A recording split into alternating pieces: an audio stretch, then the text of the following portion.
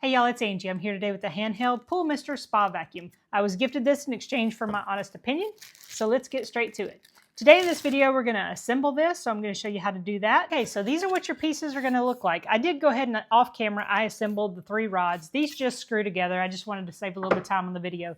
You get your 2 brush heads, and then this is all there is to your vacuum. All you do on those is just put them together, and you've got an unlock and a lock icon. You just give it a good twist, lock it into place, and you're assembled.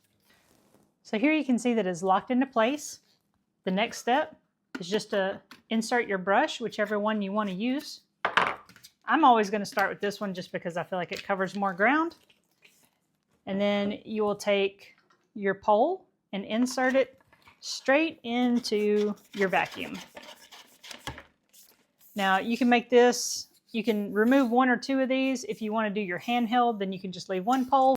And if you want that extension, you can go ahead and make it as long as you'd like. Right here's your charging port. You're just going to lift that up, plug your charger in. You do want to charge this before you get started, just to make sure that you've got a full charge and that you're getting full performance out of this. This is your power button. You're going to want to make sure that you put this underwater within 60 seconds of the time that you start it. Before you submerge it, make sure that this little charging port is closed nice and tight. And guys, that's all there is to the assembly. That takes just a matter of minutes and then you're good to go. Thanks for watching. I hope you found this helpful.